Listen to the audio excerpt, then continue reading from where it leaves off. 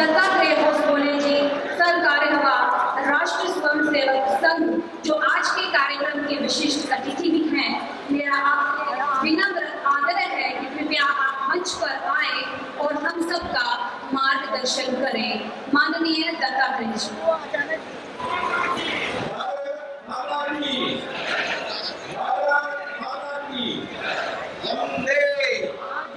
वंदे।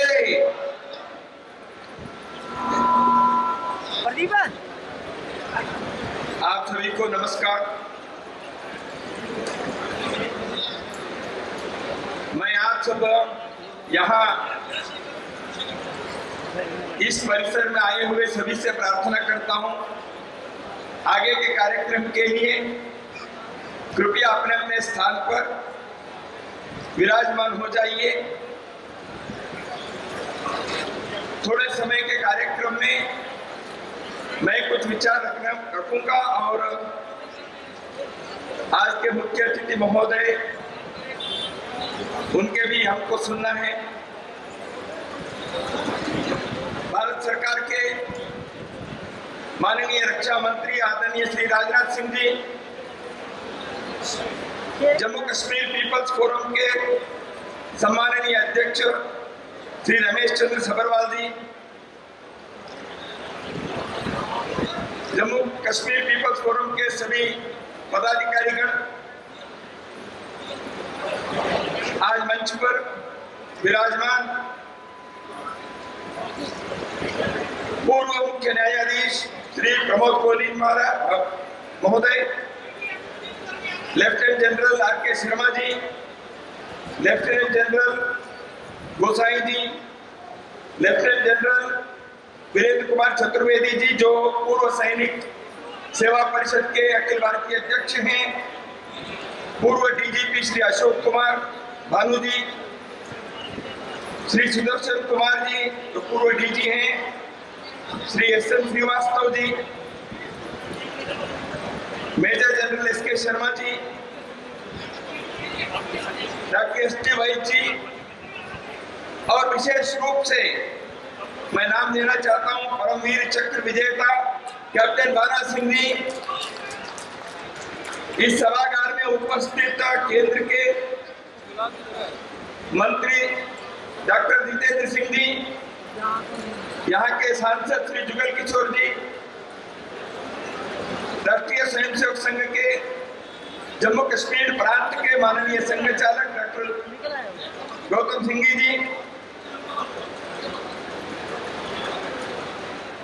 जिनके सम्मान में हम यहाँ आज उपस्थित हुए, ऐसे सभी बलिदानी परिवारों के सम्माननीय परिवार सदस्य इस कार्यक्रम में विशेष रूप से आए सभी माता भगिनी सज्जन बंधु,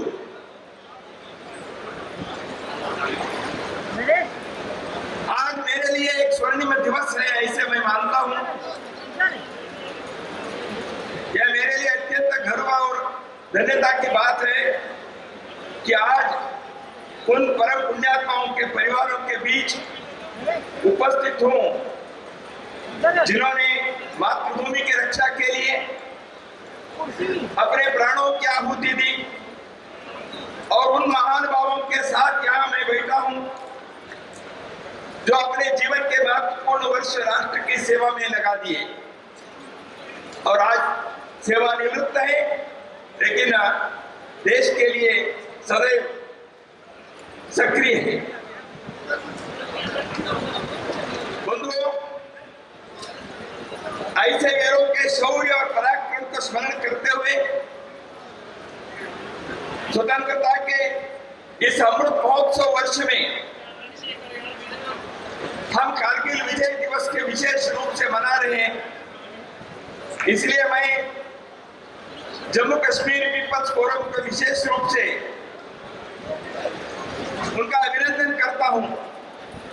देशवासियों के तरफ से उनको धन्यवाद भी देना चाहता हूं, क्योंकि आपने इस प्रकार के एक अत्यंत स्मरणीय कार्यक्रम का आयोजन किया। इस अवसर पर मैं आपके सम्मुख कुछ विचार रखूं। हम सब जानते हैं वर्तमान वर्ष भारत के स्वाधीनता के अमृत महोत्सव का वर्ष है। 75 वर्ष हो गए देश आजाद होकर। हमें एक स्वतंत्रता ऐसी नहीं मिली है, हम सब जानते हैं। देश की स्वाधीनता के लिए कई पीढ़ियों तक हमारे पूर्वजों ने कितने प्रकार के संघर्ष किए। उन सभी स्वतंत्रता संग्राम के सेनानियों के त्याग और बलिदान के कारण आज हम स्वतंत्र भारत के नागरिक हैं, ऐसे गर्व से कह सकते हैं। उन सभी स्वतंत्रता सेनानियों की जो त्याग के, तपस्या के, बलिदान की कथाएं, कहानी है, वो सब इतिहास के पन्नों में छुपे हैं। ऐसे सभी के हर वर्ष वैसे देखा है तो इस वर्ष विशेष रूप में हमें स्मरण करना चाहिए। उन सभी स्वतंत्रता सेनानियों के प्रति हमें कृतज्ञ रहना यह एक राष्ट्रीय कर्तव्य है। जो स्वतंत्र भारत में जन्मे हैं, ऐसे नई पीढ़ी के युवक युवतियों को, बालक बालिकाओं से विशेष रूप से मेरा अनुरोध है, हम उन स्वतंत्रता सेनानियों के स्मरण केवल ना करें, बल्कि उनके उस परम राष्ट्रीय कर्तव्य को स्मरण करते हुए उनसे प्रेरणा लेकर भारत को एक भारत श्रेष्ठ भारत और विश्व में सिरमौर देश के रूप में खड़ा करने के लिए अपने जीवन में संकल्प ले। यही हम उन स्वतंत्रता सेनानियों के प्रति अर्पित करने वाली सच्ची श्रद्धांजलि होगी। जम्मू कश्मीर देश के स्वतंत्रता के समय से ही पाकिस्तान की कुदृष्टि यहाँ बढ़ गई। हम सब जानते हैं, आप लोगों के लिए इसके बारे में मुझे विशेष रूप से कहने की कोई आवश्यकता नहीं है। 1947 से ही इस देश को विभाजित कर एक स्वतंत्र देश के रूप में बने पाकिस्तान ने कभी आतंकवाद, कभी अलगाववाद, कभी आक्रमण ऐसे करते हुए भारत के अंदर, विशेष रूप से देश के इस भाग में, जम्मू कश्मीर में अशांति और अस्थिरता को बनाए रखने के लिए हर प्रकार के प्रयास किया। उन सारे प्रयासों को परास्त करने के लिए देश की सेना, सुरक्षा कर्मी, पुलिस ने अपने कर्तव्य को तो निभाया ही, परंतु यही हम सबको विशेष रूप से स्मरण करना पड़ेगा। यहाँ के स्थानीय देशभक्त लोग अपने राष्ट्र प्रेम और सुरक्षा के प्रति अपनी प्रतिबद्धता को दर्शाते हुए सेना और सुरक्षा कर्मी और पुलिस के साथ हर प्रकार के सहयोग देते हुए देश की रक्षा करने में कोई कसर नहीं छोड़ी। इसलिए मैं भारत के समस्त देशवासियों की ओर से जम्मू कश्मीर, लद्दाख समेत सभी यहाँ के लोगों को, यहाँ के हर एक नागरिक को मैं धन्यवाद देना चाहता हूँ, आपको नमन करना चाहता हूँ। मित्रों, जम्मू कश्मीर एक दृढ़ संकल्प के साथ हर प्रकार के चुनौती को सामना करने के लिए, मुकाबला करने के लिए जो खड़ा रहा, उसके प्रथम पंक्ति में यहाँ के अंतिम राजा महाराजा हरि सिंह तो रहे, वो एक महान शासक थे, दूरदृष्टि वाले थे। हम सभी जानते हैं जम्मू कश्मीर पर पाकिस्तान ने आके गड़ाई बैठा था। इस देश पर शासन करने वाले अंग्रेजों के मन में भी शायद देश के इस हिस्से को भारत के साथ जोड़ने के बजाय पाकिस्तान के साथ जोड़ने के लिए उनके मन का विचार होगा, इसलिए उन्होंने इसको स्वातंत्र दे दिया, आपको जिनके साथ जाना चाहिए जाओ। लेकिन महाराजा हरि सिंह जी ने और यहाँ के लोगों के मनोभाव को और उनके स्वयं के राष्ट्र भक्ति के आधार पर भारत संघ के साथ अधिमिलन कर दिया, विलयन कर दिया। तो इसलिए उस एक महान निर्णय के कारण जो हर दृष्टि से सहज और स्वाभाविक ही था, हम जम्मू कश्मीर के लोग गर्व से कह सकते हैं कि हम भारत के नागरिक हैं। मित्रों, विलयन तो हो गया, लेकिन थोड़े दिन में हम सबको मालूम है केंद्र के उस समय के नेतृत्व हो, यहाँ के राजनीतिक क्षेत्र के लोगों के उनके विचार हो, यहाँ भारत पर लागू होने वाले संविधान के कई बातें यहाँ लागू नहीं। हम सब जानते हैं स्वतंत्र भारत का एक पहला जन आंदोलन इसी कारण से प्रारंभ हुआ, भारत के संविधान को यहाँ लागू। उस जन आंदोलन को पूरे देश में फैलाने के लिए डॉक्टर श्यामा प्रसाद मुखर्जी, पंडित प्रेमनाथ डोगरा, ऐसे महान विभूतियों ने जो कार्य किया, वह आज हमको उनके प्रति कृतज्ञता पूर्वक स्मरण रखना चाहिए, स्मरण करना चाहिए। जब जब मैं जम्मू कश्मीर में प्रवेश करता हूं, मैं यहाँ ब्रिगेडियर राजेंद्र सिंह जी को, लेफ्टिनेंट कर्नल नारायण सिंह जी को, डॉक्टर श्यामा प्रसाद मुखर्जी को, पंडित प्रेमनाथ डोगरा जी को स्मरण करता हूं, क्योंकि इस भूमि पर आने के लिए ये मेरे मातृभूमि के हिस्सा आज भी है। इस प्रकार की भावना मेरे अंदर अत्यंत गर्व से आने के लिए ये लोग कारणीभूत रहे। इनके कारण जम्मू कश्मीर के लोग भारत के नागरिक। आंदोलन चला, नारे लगी, एक देश में दो विधान, दो निशान, दो प्रधान, नहीं चलेंगे, नहीं चलेंगे।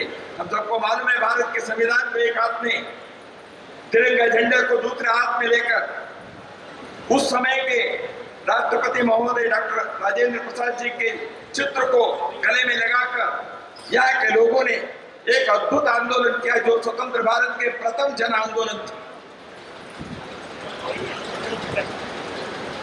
1947 में पाकिस्तान ने कबीलियों के मार्फत जो भारत पर आक्रमण किया, उस आक्रमण में इस हिस्से के बहुत सारे स्थानों पर कई लोगों के नरसंहार हुआ। हमारे माता बहनों के साथ कई प्रकार के अत्याचार हुए। भारतीय सेना के वीर जवानों ने अपने रण कौशल का परिचय देते हुए राजौरी और पूंछ की बारामूला क्षेत्र को, इन सबको पाकिस्तान से कब्जे से बाहर। हम कैसे भूल सकते हैं प्रथम परमवीर चक्र विजेता मेजर सोमनाथ शर्मा जी को? हम कैसे भूल सकते हैं पूंछ के रक्षक के नाते प्रसिद्ध ब्रिगेडियर प्रीतम सिंह को? हम कैसे भूल सकते हैं महावीर चक्र विजेता और जंगल के युद्ध में हीरो ब्रिगेडियर मोहम्मद उस्मान को? हम कैसे भूल सकते हैं स्कर्दू में मेजर शेर सिंह थापा और इसके अतिरिक्त भी बहुत सारे हमारे सेना ऑफिसर्स, उन जवानों के प्राणोत्सर्ग के कारण जम्मू कश्मीर के बड़े क्षेत्र को पाकिस्तान के चंगुल से बचाने में वो कामयाब हो। 1947-48 के रणक क्षेत्र में भारतीय फौजें लड़ रही थी, तब जम्मू कश्मीर के लोग भी उनके साथ कंधे से कंधा मिलाकर अपना योगदान दे रहे। पाकिस्तानी सेना के आक्रमण ने अकेले मीरपुर शहर में 20-25 हजार लोगों के नरसंहार हो गया, मारे गए। इसके अलावा भी कई स्थानों पर लोगों ने उनके इस आक्रमण के शिकार हुए। मैं इस समय कोटली के उस घटना का स्मरण करता हूं। कोटली में भारतीय सेना ने उस समय एयर ड्रॉप किया था गोला बारूद से भरे बॉक्सेस को, लेकिन एयर ड्रॉप करते समय कई दूसरे जगह पर वो गिर गया था। भारतीय सेना के हाथ में वो लगना चाहिए। यहां बैठे हुए पुराने लोगों को इस घटना के जरूर याद होगा, लेकिन नई पीढ़ी के लोगों को हमेशा स्मरण रखना चाहिए उस समय यहाँ के नागरिक जिन्होंने गोलियों के भगदड़ के बीच खुद जाकर उस गोला बारूद को लाने में कामयाब हुए। ऐसे धर्मवीर खन्ना जी, वीर प्रकाश चड्ढा जी, सरदार प्रीतम सिंह जी, सुखा सिंह जी, क्या इनके जो प्राणाहुति है वो किसी वीर जवान से तो कम नहीं है। भारत में सेना के सैनिक और सीमा पर रहने वाले लोग ऐसे साथ साथ मिलकर इस देश की रक्षा किए। तो इसलिए पुनः पुनः मैं उन सबके प्रति वंदन करता हूं, अभिनंदन करता हूं उनके परिवार। उसी प्रकार पूंछ के स्थानीय अमृत सागर जी, जो वहां के भारतीय सेना की मदद करने के लिए वहां के लोगों को उन्होंने इकट्ठा किया, उसमें ही वो प्राणाहुति दी। कश्मीर के देशभक्त मकबूल शेरवानी के योगदान अत्यंत स्मरणीय है। पाकिस्तानी फौज श्रीनगर पहुंचने के लिए निकले थे, लेकिन उनको उन्होंने बुला दिया, दूसरे रास्ते उनको बताए। तब तक भारत की सेना श्रीनगर पहुंच गई, इसलिए श्रीनगर बचा सके।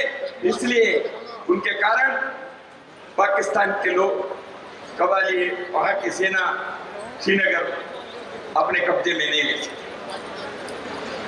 इतिहास के इन पन्नों को याद करना चाहिए।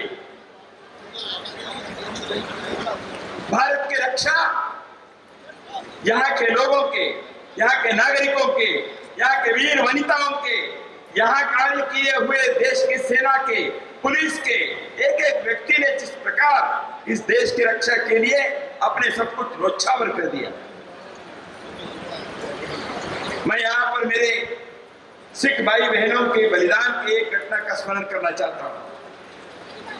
पाकिस्तानी फौज कश्मीर में आई, चुरा नाम के एक छोटे से गांव में, जहां सिख भाई बहनें रहते थे। पाकिस्तान के सेना के आगमन के कारण उनके वो तो नियंत्रित थे वहां के लोग, तो सब इकट्ठे हुए। उस समय सिख समुदाय के उन वीर वनिताओं ने, माताओं ने पुरुष वेश धारण करके पाकिस्तान की सेना के मुकाबला किया। क्या बात, किस प्रकार से है भाई। 402 महिलाएं, बच्चे, पुरुष उस मुठभेड़ में, उस मुकाबले में वीर गति प्राप्त। यह मिट्टी, भारत के यह मिट्टी, इसलिए यह तीर्थ क्षेत्र है, तीर्थ क्षेत्र है। यहाँ के मिट्टी के कण कण वंदनीय है, यह श्रद्धा का स्थान है।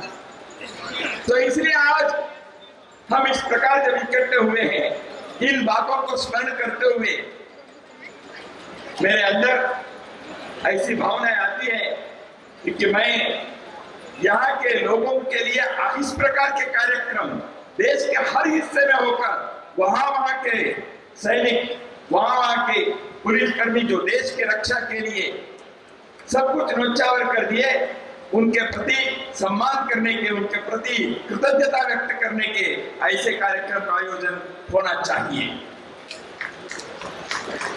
पाकिस्तान के हमले के कारण आज जम्मू कश्मीर और लद्दाख का बहुत बड़ा क्षेत्र पाकिस्तान के कब्जे में है पीओजे के नाम से।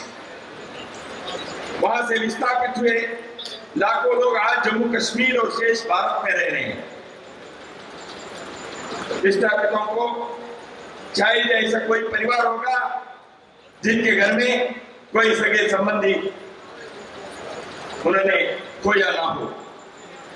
इतने भयंकर त्रासदी, इतने भयंकर चुनौती, सब प्रकार के कष्ट संकट के बीच उन्होंने देश के निर्माण में अपने योगदान दिया। जम्मू कश्मीर के अंदर रहकर उन्होंने हर संभव प्रयास किया, यहाँ के लोगों के साथ रहकर देश के निर्माण में, समाज के कार्य में हर प्रकार से उन्होंने सहभागी होने का प्रयास किया।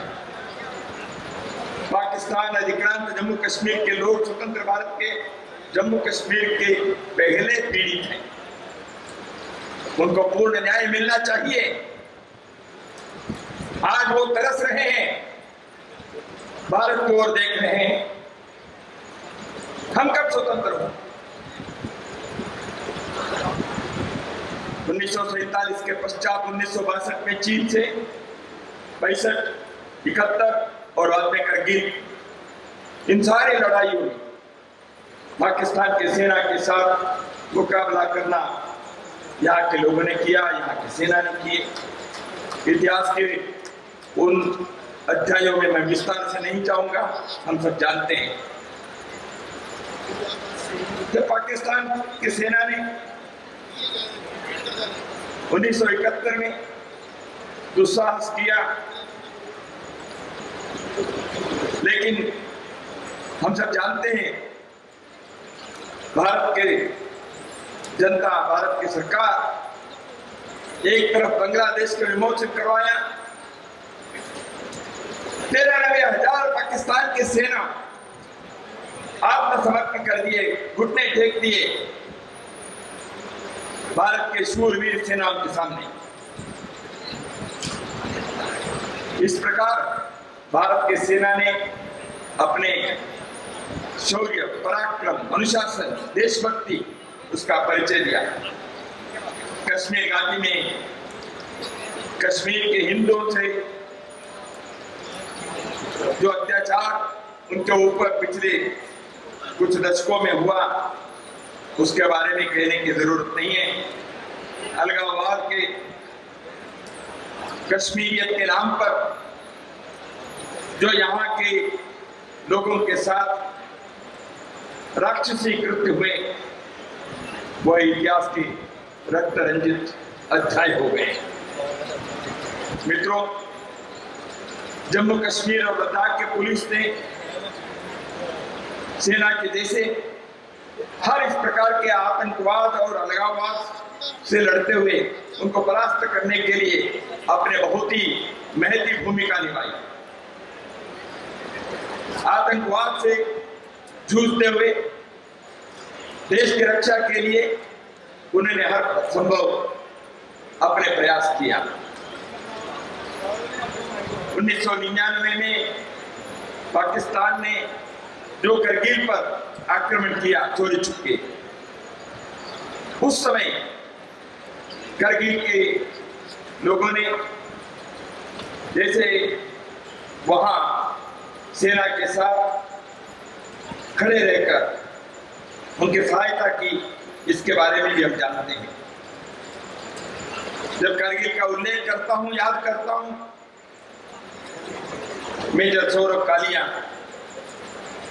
Captain Vikram Batra, captain Manoj Pandey, lieutenant Balwan Singh, grenadier Yogendra Singh Yadav, major Rajesh Adhikari, major Vivek Gupta, Naik Digendra Kumar, rifleman Sanjay Kumar,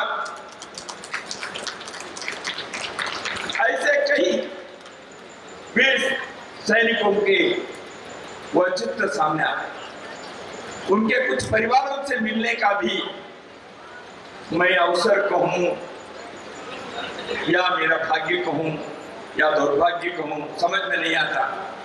उनमें से कई परिवारों से समय समय पर मिलने का प्रयत्न भी मेरे जैसे लोगों ने किया है, ताकि हम उनसे प्रेरणा लें और उनको कहे देश आपके साथ है, आपके परिवार के साथ है। देश की रक्षा करने वालों के लोगों के बलिदान हो गया, लेकिन आप अकेले नहीं है, अनाथ नहीं है। आपके साथ खड़ा है देश, आपके साथ खड़ा है समाज, आपके साथ खड़े हैं लोग। इसलिए आज इस प्रकार से यहाँ सम्मान करने के जो कार्य है वो केवल सांकेतिक है, प्रतीकात्मक है। एक दिन के कुछ सम्मान से हमारी कृतज्ञता पूरी नहीं होती, और आपके घर के लोगों ने जो बलिदान दिया वो कीमत चुकाने लायक नहीं, उतना बड़ा है। लेकिन देश के लोगों को कृतज्ञता स्मरण करना यह हमारा कर्तव्य है। इसलिए आज इसको छोटे मात्रा में क्यों न हो करने का प्रयत्न जेके पीपल्स फोरम के मार्फत से हम लोगों ने किया। मैंने जैसे शुरू में कहा, जम्मू कश्मीर और लद्दाख के देशभक्त जनता भी लगातार आंतरिक और बाह्य दोनों चुनौतियों का संघर्ष करते रहा है। कारगिल युद्ध के उस दुर्गम चोटी पर रहने के लिए जब पहुंचना महत्वपूर्ण था, उस समय जिम्मेवारी निभाने के लिए वहां के सामान्य पोर्टर्स लोगों ने रसद पहुंचाने का काम किया। देशभक्ति ये भाषण में, पुस्तकों में, चित्रों के प्रदर्शनी में नहीं होती, वो तो बाद की बात है। जब समय आया उस समय समाज के लोग कैसे खड़े होते, कैसे करते, क्या करते, यह देशभक्ति के गहराई कितने हैं, उसकी ऊंचाई कितने हैं, ये समझना। सामान्य पोर्टर, अनपढ़ पोर्टर देश की रक्षा के लिए खड़े हो जाता है। यह इस देश के मिट्टी की एक स्वभाव, ये सदियों हजारों वर्षों से हम किए हैं। मित्रों, वर्तमान सरकार के एक राष्ट्रीय विचार है, देश के जनता के मांग और भावना को समझकर आज संविधान के धारा 370 को प्रभावित बना दिया, 35A को हटा दिया। तो इसलिए जम्मू कश्मीर भारत संविधान के सब प्रकार के जो प्रावधान है उसको यहाँ लागू करने के लिए रास्ता प्रशस्त हो गया है। यही कारण है आज पॉलिटिकल रिजर्वेशन मिल रहा है, ओबीसी की सूची बन रही है। इसलिए यहाँ वर्षों से पंचायत चुनाव नहीं हुए थे, वो होने के लिए अब समय आ गया है। मैं इसलिए इन बातों को बता रहा हूं। देश के अंदर एक सकारात्मक परिवर्तन की लहर चल पड़ी है। भारत को दुनिया के सामने एक श्रेष्ठ देश के नाम में खड़ा करने का एक स्वर्णिम अवसर हमारे सामने आज है।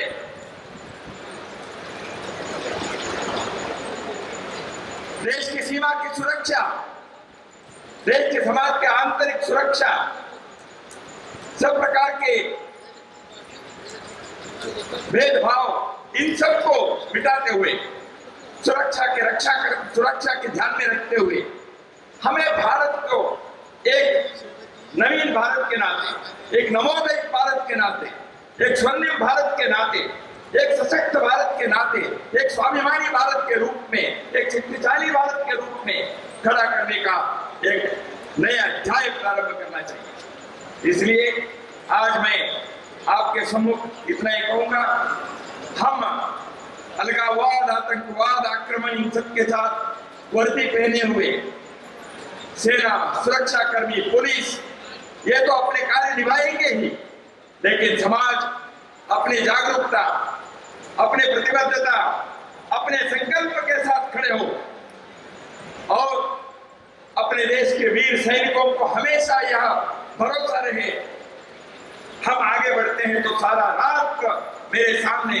मेरे साथ है, मेरे पीछे खड़ा है। यह विश्वास, यह भरोसा वहां लड़ने वाले सैनिक या पुलिस इनको हिम्मत देती है।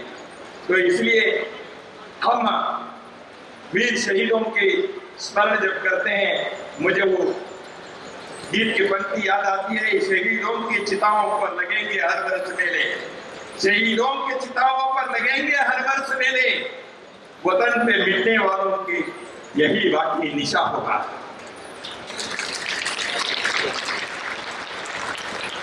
मित्रों, अंत में मैं आपके सम्मुख कुछ विचार सोचने के लिए रखता हूं। हम शहीदों के, बलिदानियों के परिवार के प्रोत्साहन केवल सरकार के भरोसे पर नहीं छोड़ा, सरकार अपने काम करेगी, समाज के लिए कर्तव्य है। गांव-गांव में, शहरों में मार्ग होते हैं, संस्थान होते हैं, नाम रखने होते हैं, पार्क होते हैं।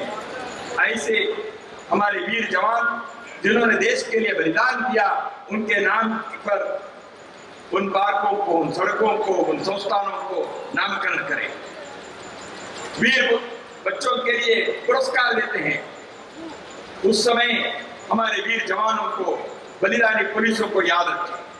15 अगस्त, जनवरी 26 को देश के स्वतंत्रता दिवस, गणतंत्र दिवस मनाते हैं। उस समय देश के लिए मर मिटने वाले इन लोगों को याद करें, यह आवश्यक है, क्योंकि भारत उन सब के प्रति हमेशा ऋणी है। साहित्य, कहानी, लोकगीत नए सिरे से ऐसे बलिदानियों के नाम पर बने, ऐसे परिवारों के प्रति हमारे कर्तव्य निभाने के लिए हम संकल्पबद्ध रहे। इतना ही मैं कहना चाहता हूं। देश के लिए, देश की उन्नति के लिए, भारत को एक आधुनिक भारत संस्कृति के जड़ों में गहराई से खड़े रहे, एक खुशहाली भारत का निर्माण करना देश के लोगों के कर्तव्य है। इसलिए हम संकल्प लें। तेरा वैभव अमर रहे मां, हम दिल चार रहे न। तन समर्पित, मन समर्पित और यह जीवन समर्पित, चाहता हूं मातृभू तुझे कुछ और भी दूं। इसी भावना के साथ मैं मेरे विचार को यहाँ विराम देता हूं। नमस्कार।